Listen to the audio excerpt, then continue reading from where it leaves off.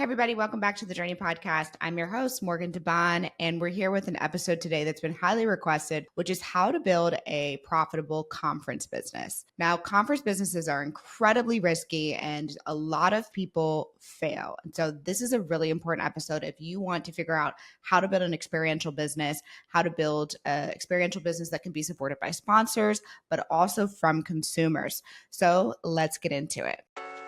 Hey everyone, I'm Morgan Debaun, a passionate entrepreneur and life advisor. With the Journey Podcast, you'll discover that success isn't about the destination, it's about the journey.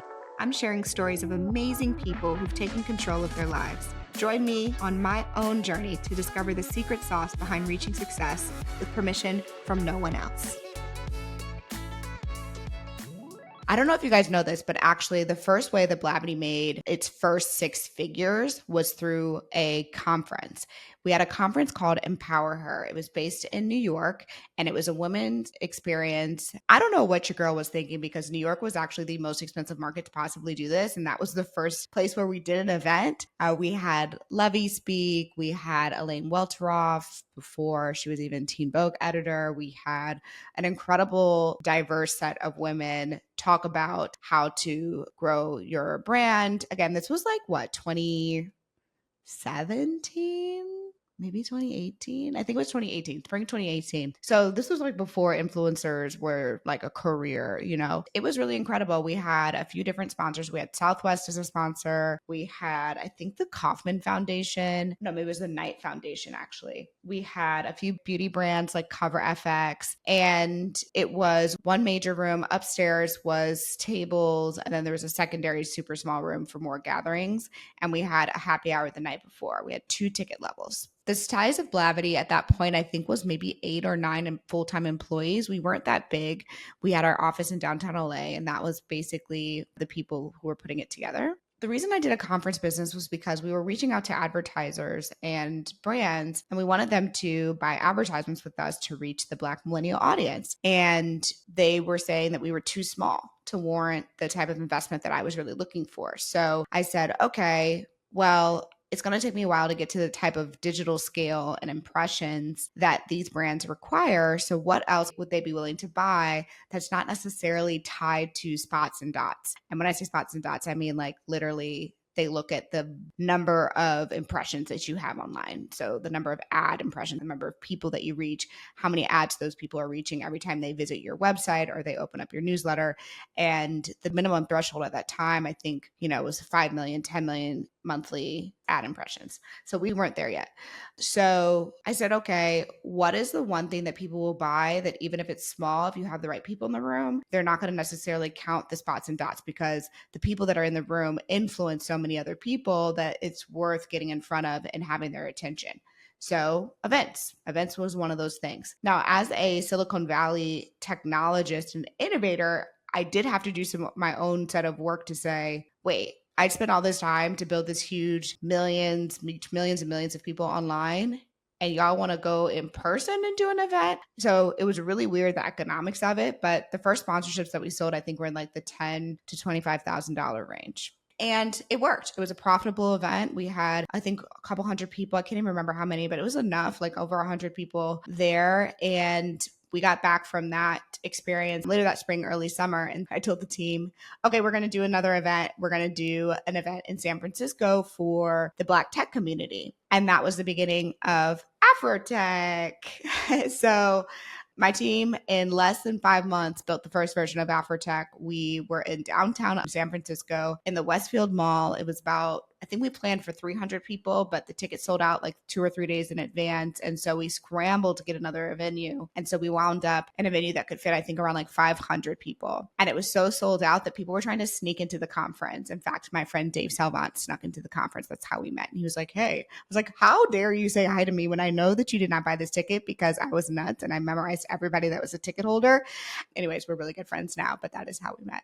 So AfroTech was this idea of same but different as EmpowerHer. But basically, if we bring all these people together in a room and they are super impactful because there's only a few hundreds of thousands of Black people that are in the technology industry at the time. Again, this was 7+ years ago.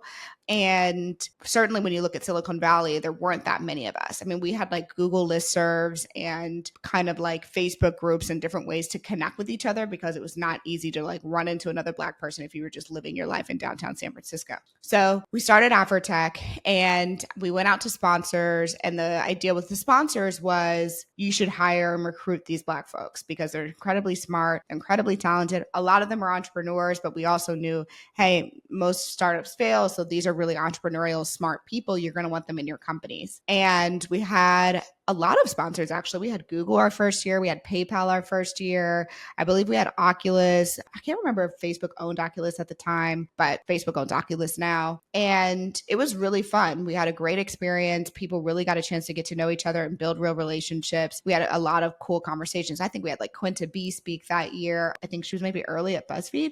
So we've always been really good at curating groups of people as they're building, as they're the early innovators in their industry. And I think that's one of the key things that you have to do if you're building an experience or a conference that you want sponsors to be with. You need to be really good at curation. You need to be really good at finding people that other people haven't heard from, or they don't hear this kind of conversation like on stage or in conversation with publicly. So even like Issa Rae spoke at AfroTech last year and people were kind of hating on us. They're like, well, she's not in tech. Why do you have Issa Rae? And our pushback was like, look, what are you talking about? Issa was one of the OG YouTubers and she started on the internet building an audience that all of us were resonating with on YouTube, sitting in our college dorm rooms because there wasn't conversations, and web series were one of the very few places in media that we felt like we could be represented in the conversations and the lifestyle that we were having as young Black girls in this world.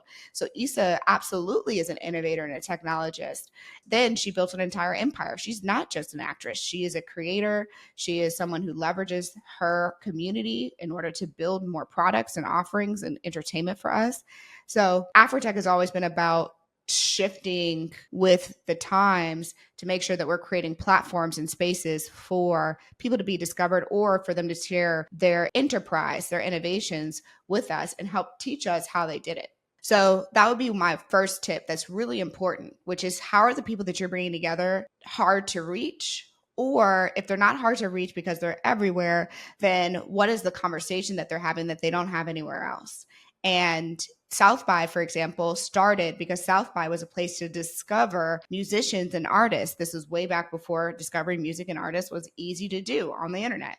And then as it grew, they added film, they added technology. People used to launch their startups at South by because it had such a big audience and all the venture capitalists would be there and all the ad agencies would be there. And then you would discover, oh, Lyft, for example, was a company that spent a ton of money. Back when Web3 was really popping, there was a ton of DAOs and NFTs that would launch and do huge activations at South by because that's where the early adopters were. And so if you were able to get in with the early adopters, then hypothetically there'd be this halo effect that would help you drive your growth in your business or your brand or whatever it is that you're trying to grow. So same thing for conferences. If you can curate groups of people that are kind of the hub and spokes, the trendsetters, then hypothetically brands and advertisers and clients and companies should be willing to pay you because they're going to get ahead of the game. It's going to be a really efficient spend for them. So that's the one thing that you really got to figure out. When I see people and they pitch me, oh my gosh, I want to do this. I want to do like XYZ, like AfroTech, but for this subdemographic, or I want to do this for this. I'm like, okay, let's really talk about if this is a demo that's hard to reach. And now a word from our sponsor, HelloFresh. With AfroTech right around the corner and my book pre-order about to launch, life is nothing short of chaotic, my friends. Between prepping for the event, wrapping up work, and just the buzz of excitement at my house, I have such a hard time finding time for nutritious meals. That's why I'm incredibly grateful for HelloFresh. They deliver fresh ingredients and easy to follow recipes right to my door weekly. When I'm juggling work and family and gearing up for this busy season, HelloFresh takes the pressure off meals. It's a lifesaver. Their new Build-A-Plate meals gives me the flexibility to customize without the extra cooking. One meal for the whole family, including baby, with something that everyone loves. And for a limited time, kids eat free. So go to HelloFresh.com/JourneyKids to unlock this exclusive offer. One free kids meal per box for 2 months while a subscription is active. That's free kids meals just by going to HelloFresh.com/JourneyKids. Even during this busy time, HelloFresh ensures I have time to enjoy a great meal. No wonder they're America's #1 meal kit. If you're anything like me, you didn't start a business to spend the bulk of your time managing your finances. Between budgeting, tracking expenses, and staying organized for tax time, there goes a good chunk of your day. Get back to doing what you love and let Found do the rest. I've always wondered why there wasn't a baking tool designed specifically for us, small business owners who need something simple, cost effective, and tailored to our needs. I used to waste money and time every single month juggling multiple apps and complicated accounts. And now Found has a solution for all of that. Found is an all in one business banking solution designed for small businesses and solopreneurs. Seriously, it's an absolute game changer. With Found, you can manage your money, track your spending, send invoices, pay contractors, and even handle your own taxes all in one app. No more jumping around between 5 different tools just to keep your business running. And I'm not the only one who's loving Found. Just listen to what one of their users had to say. Found has made managing my small business finances so much easier. I used to dread tax season, but now it's a breeze with all of the tools that Found provides. If you're ready to simplify your business finances and get back to doing what you love, check out Found. Over 500,000 small business owners have already made that switch. Try Found for free at found.com/journey.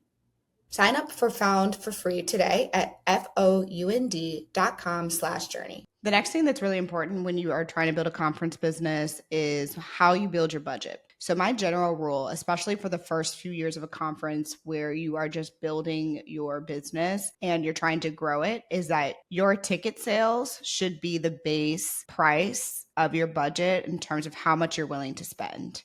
In other words, you should not outspend what you can support through ticket sales alone. So if you can only get $50,000 in ticket sales, then your budget for your event is $50,000. If you can only get $5,000 for your ticket sales, then your event should only cost you $5,000. And the reason for this is because in the beginning, events are really risky businesses and most event businesses fail. And also most event businesses are not profitable. So when you guys see a bunch of conferences out here, particularly in their first year, 1 year, 2, a lot of them are like losing money. They're doing it at a loss. And that's totally fine. Some people can afford to do things at a loss, but for most small businesses and most entrepreneurs and startups, you can't afford to do it at a loss. And therefore, what you should do when you're modeling out your experience is how much revenue do I think I can get? How many people do I think I can get? And what's the ticket price? The ticket price actually is really the most important thing here. So you can have a high ticket price, but low number of attendees. You can have a low ticket price, but a high number of attendees. And then you also need to think about, is it a corporate swipe, like a corporate credit card, because people are using it for learning and development. They're able to get their companies to support it. Or is it a entertainment fun conference and therefore it's their personal money? People being willing to spend with their personal money, the threshold for the experience has to be really high. So that's why a lot of people, they might spend that on festivals, film festivals, music festivals, etc. But using your personal money for professional development is sometimes a bit of a stretch for folks. So if you're going to go after the corporate attendee, then you also need to think about the curriculum and the information that you actually have in your conference. And this is why AfroTech has continued to grow year over year, because we work in partnership with our clients and our corporations to say, what are the functions and the skills that people need to know, and that you're getting feedback from hiring managers or senior executives of these are areas where we need people to be stronger in, whether that is executive presence or technical skills or an awareness of trends like AI. We get that feedback constantly from our partners, and we're doing surveys and we're asking them, what are you interested in? So it may look kind of random when you look at AfroTech's schedule and be like, why are they talking about this? Or why did they all of a sudden create an AI stage? Or why did they all of a sudden create a cybersecurity and risk stage? We created an entire track of programming this year called cybersecurity and risk. And that is very niche tech, if you will. It's not like consumer tech. It is hardcore tech. The reason we did this is because you don't need a college degree to get a lot of these high paying jobs in cybersecurity. You need a certificate, you need certifications, you need to have gone through programs, and you need to have skill-based training. Also, risk is one of the fastest growing areas of growth for technology companies and crazy large contracts. So they're looking to hire, and the pay is incredibly good. 5 years ago, this was consumer tech. This was your Googles, your Metas, your Twitters, your well, Facebook, obviously, WhatsApp, right? These were companies that were building the products and the platforms when they were in their high growth period. That was a different type of engineer. That was a different type of PM. That was a different type of product person.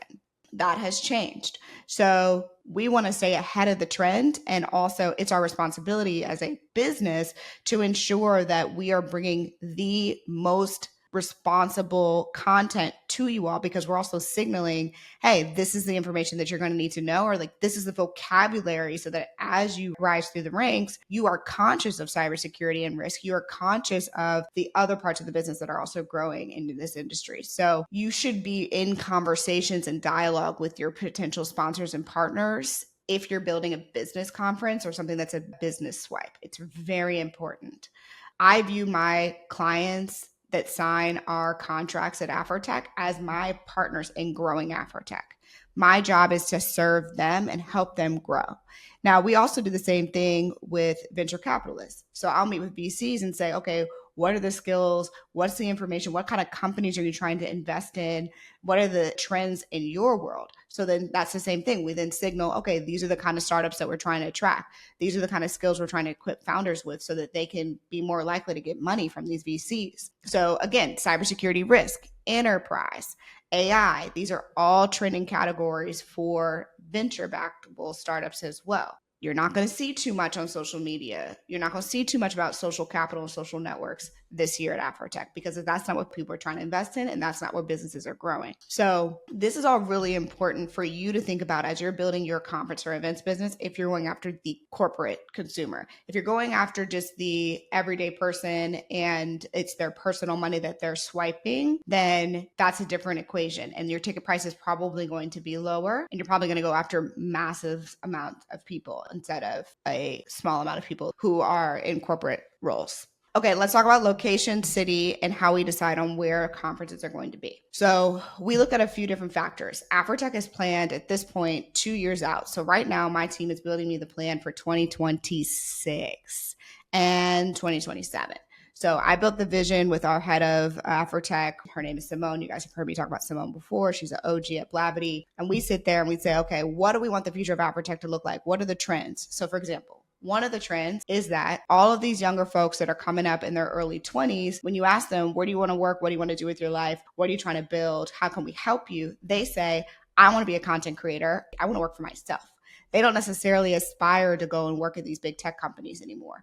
That's different than when our generation, we said, where do you want to work? People are like, I'm trying to get this Google Bold internship. I'm trying to work at Deloitte. I'm trying to work at JP Morgan. I'm trying to work at, Wells Fargo. Literally, those were the places that we were working towards when we were in college and recent college grads. That's shifted, and it's always going to shift. There's always going to be cool kids, and there's always going to be not cool kids in terms of companies that people want to work for. And right now, what's trending is that people want to work for themselves, and they want to figure out how to monetize their brands in partnership with these platforms. So people want to work in partnership with YouTube, TikTok, other platforms, Patreon, etc. So we're like, okay, well, if you're going to be that, you're actually going to be an entrepreneur.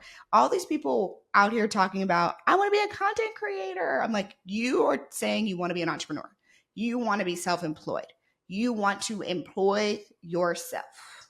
You're getting 1099s back from all these platforms or these brands. You are not getting a W-2. Okay. So we need to equip these content creators, these people who want to work for themselves, AKA entrepreneurs. We need to equip them to be small business owners. So we added this year a thing called the Founder Summit, which is to help equip people who are being entrepreneurs with the basics that they need to be successful. So we have conversations on platform, we have conversations on business, we're bringing people in from insurance, from legal resources, so that people understand what it takes to be self-employed, and they're not just going into this with a pipe dream and they don't actually have the ability to sustain themselves and scale their business and have the stability that is required when you're self-employed. That's going to be a 2-3 year journey, but it's important for us to start now so that by 2026, 2027, when those 25-year-olds are in the pipeline to be future AfroTech attendees, we have enough curriculum, relationships with partners to be able to support them. Another trend that we have really committed to is health equity. When you look at the future of this country and you look at things like global warming and environmental justice, it all comes down to health disparities for us as a people. We are the ones who are adversely impacted. We have the worst air quality, we have the worst food quality. We have the worst pollution, most exposure to pollution. We have the worst set of resources that are being reinvested to help us manage the fact that we have all these adverse health outcomes because of the systemic racism in this country. Technology and health companies are an incredible way for us to be able to level the playing field because over time, these health companies no longer are going to be siloed in these big insurance functions. You're seeing now more than ever, everyday people are able to get access to healthcare remotely. Telemedicine is huge. As long as you have access to the internet, you are able to get access to information, and that is really important for our community. But we have to influence and work in partnership with these health tech companies to be able to ensure that they are being equitable in how they're building their product. And there really is two different types of things. There's healthcare companies that are healthcare first. These are your big companies. These are your health insurance companies, your Kaisers, your Blue Cross Blue Shields, etc. And then you have companies that are tech first, that are health tech companies. These are telemedicine. This is your Calm apps, your 23andMe's, your Hims and Hers, right? These are companies that have leveraged technology first. And there's a different role for AfroTech in both of those, but either way, it's important that they have a diverse workforce because they're building products and tools that impact all of us at scale. And if we can get ahead of the trends, instead of what happened 15 years ago where everybody didn't care about equity and inclusion, when I talk about equity and inclusion, I'm not just saying like, oh, it's the right thing to do to like hire all the Black people. It's the right thing to do, but that doesn't actually move the needle in the enterprise world. Black people, people of color, people with lower socioeconomic status in this country, which are not, I'm not saying that all Black people, that's not what I'm saying. I'm saying these different categories of people represent business growth opportunities for these enterprises. And if they're building products that is not accessible, relatable, or on brand for any one of those three demographics, they're missing out on market share. And we can, as a corporation, as a company, and as a conference, and as a brand and a community, help ensure that as these communities continue to grow, their product and their service and their company is in alignment with us as consumers. In order to do that, you need to have culturally relevant marketing. You need to have products that are inclusive by the nature of how they're built. And I'm not just talking about a surface level, like make sure that your products are available in Spanish. I'm not just talking about that at that level of inclusivity, which is important. I'm genuinely talking about when you're building algorithms and you're doing things like machine learning and you're building your engineering prompting and you're building all these tools, making sure that there are a diverse set of people working on those products because they're going to come up with use cases that the average white boy is not going to come up with. And so they're going to be able to test to a market that is more reflective of the general consumer base instead of you having to work backwards and fix a bunch of stuff that you messed up, which is very, very expensive. So that is our proposition to these companies. We have moved beyond it's the right thing to do, and we've moved more towards this is going to help you grow your business and it's better defense as you are scaling and growing these companies. So we've added a health equity summit. This is our second year doing that, and it's been fantastic. Last year was sponsored by our good friends at Bayer Health. This year, Eli Lilly. We have a variety of health companies that work with us, and it's not just about the sponsorship, it's also about the conversations that are happening at the summit and then also behind the scenes. So you'll see as we prep for 2025, 2026, 2027, you're going to continue to see these themes show up. And that is my challenge to you, my friend, as you are building your experience. What is your vision? What is your vision? And how are you actually thinking through at the strategic level how you're contributing to society with your event? And what is the end goal? How do you know when you've hit your end goal? How have you decided to make something that is genuinely impactful in our community that's not just noise? A lot of times people create these events and I'm like, nobody wants that. It's not going to win because nobody wants that. It's not a big enough why. So you need to be ambitious with your why. Let me tell you some events that have done an amazing job changing culture and setting up new enterprises that I think are very successful. CultureCon. CultureCon has been successful because Imani Ellis, the CEO and founder of CultureCon, was strategic about saying there is no space for Black creators that are professional creators to come together, to gather, and to have shared community. And then also there's all these corporations that want to work with these creators that have skills. These are not just quote unquote influencers, people who just take pictures all day. These are the people who are producers, designers, directors, stylists. These are the industry of being a creative coming together. There was no space for them. That was brilliant. Abdullah, founder of AfroCella, now AfroFuture. Nobody was bringing thousands of Black people from the US to Ghana. No one was doing that effectively. He did a great job. Is it hard to scale? Absolutely. You're bringing people across the country, across the continent to Africa, to Ghana specifically during December, a busy time of year. Incredibly difficult, incredibly ambitious, and it's continuing to grow from there. There are people in our community that have done this really well, non-Black folks who have done this really well. Create Cultivate, Jacqueline Johnson. She created Create Cultivate.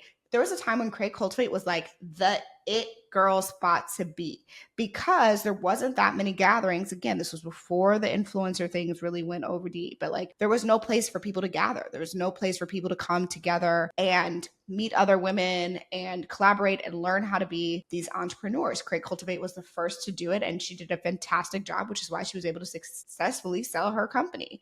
Well, I'll tell you a business that does a good conference that I think is really smart for their business. If you're a business and you want to do a conference that supports your business growth, Like to Know It, the Like to Know It CEO and co-founder, they're married. They're brilliant people. And their annual conference is like so good because they bring together all of these women who are their major creators on their app, give them more opportunity. And then it just is a network effect platform, basically. So the bigger these creators get, the more they have their online shops on Like to Know It, the more they're able to monetize their business, monetize their brand. Everybody wins. So you can also think about businesses and conferences that were able to grow and support the enterprise themselves. I'll give you one example of a conference, and I know these founders, I think they're awesome, that I feel like could have made it, but somehow dropped off because they didn't keep up with the trends, which was BlogHer. Do you guys remember BlogHer? I used to love BlogHer. I never went because I was never big enough, but BlogHer used to be when blogs were that content distribution arm. BlogHer was the place that all of the top bloggers went, and it was such a good moment of social capital in one place. Since then, blogs obviously have decreased in terms of usage and relevance, and so BlogHer, I don't think, kept up with the trend. But in the moment, that was another example of something that was really, really good. So hopefully this is helpful for you as you're thinking about building your conference business. Think about your audience. Are you going corporate? Are you going consumer? Think about your ticket price. Build for your revenue at the ticket level. Do not build assuming you're going to get a certain number of sponsors, because that is a very quick way to lose money. A very quick way to lose money. It is incredibly risky business. Think about your strategy. What are you bringing into the world? Is it unique enough?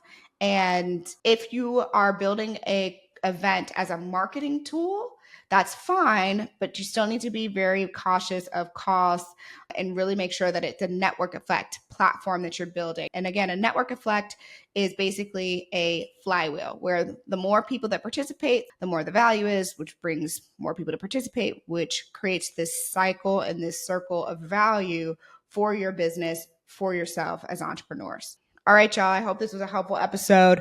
If you like more content like this, make sure you sign up for Work Smart Pro, which is available in my Patreon. It's a monthly call where I go through a topic of the month.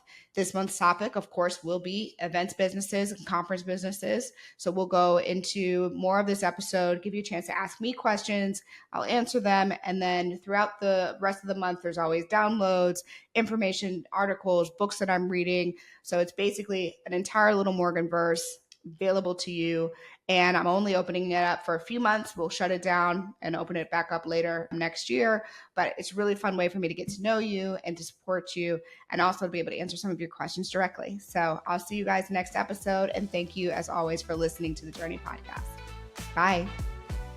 Thanks for listening to the Journey Podcast. If you enjoyed this episode, make sure you leave a review and head to our Instagram and YouTube to leave a comment. I look forward to hearing how this podcast has made an impact on your own journey.